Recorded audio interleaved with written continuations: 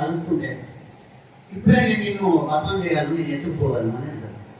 అందులో సీత ఏమంటారు సార్, రాముడు వచ్చి నన్ను అప్పుడు సర్వాసం లేదు నాన్న, భూమిలోకి వెళ్ళి ఒక చిన్న దర్భ ఉంటుంది కదా, దర్భ కలిసి ముందలేసింది, ముందలేసి దర్భను దాటి కాపిస్తాను.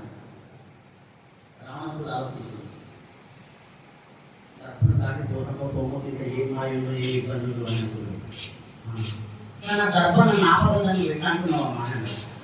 ఎవరు వీళ్ళు? సీతమ్మ.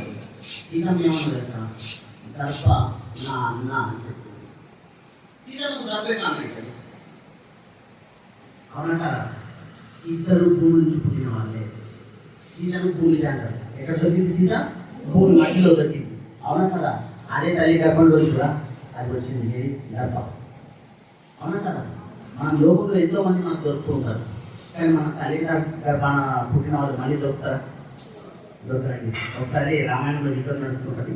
యుద్ధం నడుస్తూ ఉంటే రావణాసురుడు యుద్ధ వైపు రాముడు లక్ష్మణుడు ఉంటాడు.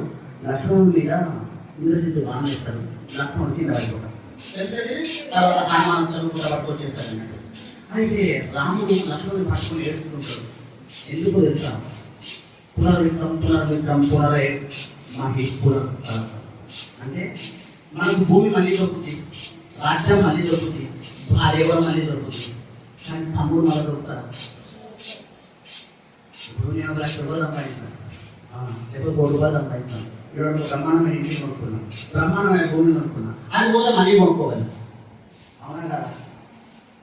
భగవంతుడు కృపాలన ఈ కాలం కట్టుకున్న భార్య వెళ్ళిపోయినా కానీ మళ్ళీ 2 పిల్లలు 3 పిల్లలు చేసుకుంటున్నారు. భార్య కూడా దొరుకుతుంది. అన్నదమ్ములు దొరుకుతారా? అన్నదమ్ములు దొరుకుతారా అమ్మ? దొరకరండి. మనం కోపానికి వచ్చి కొట్టాడు అన్నంతో కొట్టాడ పెట్టుకుంటాం కదా. అయితే ఎట్లా? అయితే అండి లోపల అందరికైనా బాగా కొట్టాడుకుంటుంటే అన్నంలో కొట్టాడుకుంటారు, చెల్లెలు కొట్టాడుకుంటూ అన్న చెల్లెలు మస్తు కొట్టాడుకుంటారు. అవును కదా? కానీ అన్నీ మంచుకుంటే తీరమే ఉంది, ఆ కొట్లాటలు కూడా ఆనందం ఉంటుంది. అవునా కదా?